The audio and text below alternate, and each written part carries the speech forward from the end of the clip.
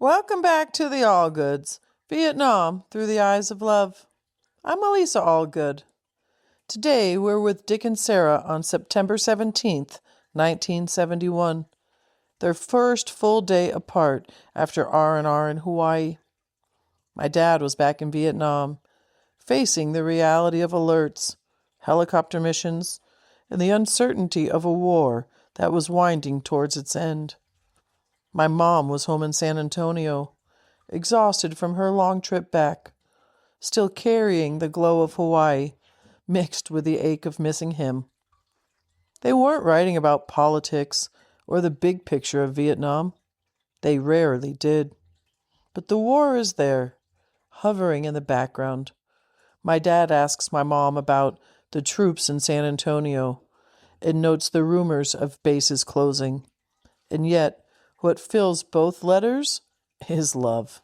The simple, everyday, unwavering wish that they could just be back together again.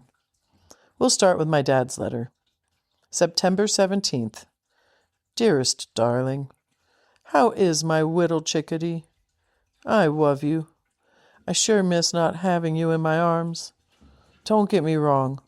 I'm glad we're another day closer, but I wish we could be together. I love you so much. How was your trip back to San Antonio? I hope the storm didn't make you late. I didn't do much today.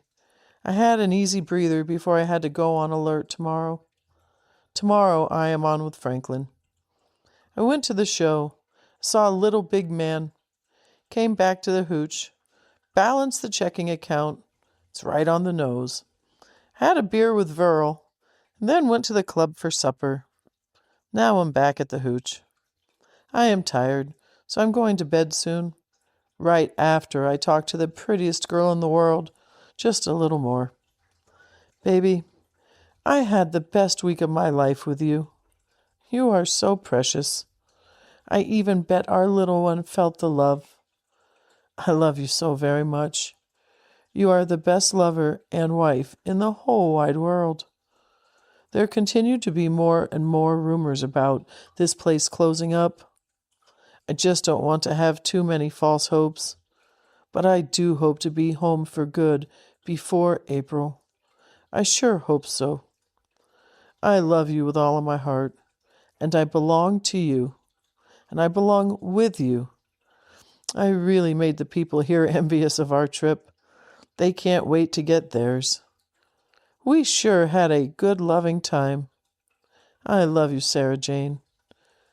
I will check on the leave business in the next day or two. I will let you know as soon as to the appropriate time I will be there. Probably around November 20th. Okay, sweetheart? I can't wait to be with you again. I love you so. How are all of the troops in San Antonio? Give them a hello for me. Baby, I love you so. I am sleepy now. I think I am pussy whipped. I'm tired all of the time. Be my pretty sweet wife. I love you forever, Dick. That was my dad, writing from Vietnam on September 17th, 1971. He was back on alert, balancing the routine of movies, beers, and the club with deeper uncertainty of flying helicopters in a war zone. And yet what mattered most to him was still my mom, their week in Hawaii, the love they shared, and the countdown to his next leave. Now let's hear my mom's letter, written the same day from San Antonio. 17 September, Friday. Hi, Chickie. Boy, I love you. You're the most precious darling in the world. I dreamed about you last night. As a matter of fact, I couldn't remember the details, but my pants were wet when I woke up, so as usual, it was great. I found myself reaching for you when I woke up. The bed was so empty without being able to touch you and have you to kiss me and tell me you loved me when I'd woke up. I was up to the bathroom a bunch, and if I know we'd been together, you always wake up when I do. Ugh, I miss you. I guess my 2 pounds that I gained was just fluid. I weighed myself today, and I weigh the same as I did last Thursday. You won't believe this, but this is true. I went to sleep after I wrote my love last night, and I didn't wake up, except to go to the bathroom, until 2 p.m. And I mean, I slept soundly. I was either exhausted or the time change got to me. Maybe a little of both. I wanted to be alone this afternoon. I'm still grooving to the thoughts of my chickie and our days together. I'm selfish, and I don't want anyone invading my thoughts. Myra and Jean wanted me to go with them to happy hour, but I said no. I wasn't in the mood to drink and bullshit, so I stayed home and watched TV and finished unpacking. Cookie stopped in. She's so cute. She couldn't wait to hear about you and our trip. She'll move at the end of the month. Her department of separation, her date of separation is 14 October. Sweetheart, she found a ring and a bracelet in the catalog that she would like to know if she can send you a check or the money order or whatever would be easiest for you, if you would get it and send it to me. I'll then forward it to her in California. I didn't know what to tell her about the money. I didn't think you'd mind sending it. Also, how to figure the shipping cost. The ring and bracelet are on page 2-22, B for the ring and F for the bracelet.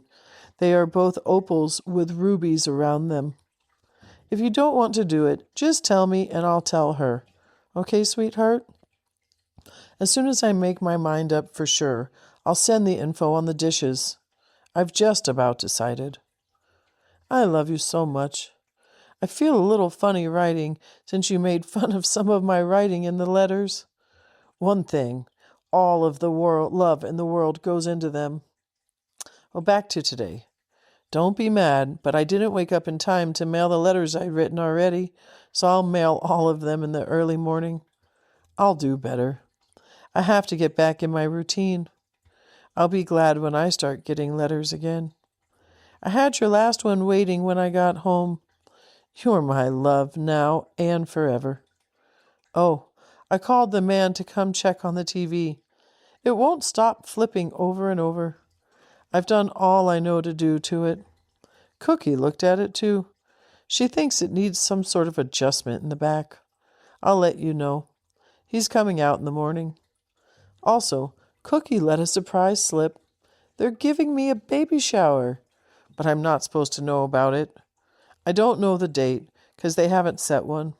She let it slip because I told her I was going to Alabama the 2nd. I'll keep you posted on that, too. Well, I have to get the clothes out of the dryer.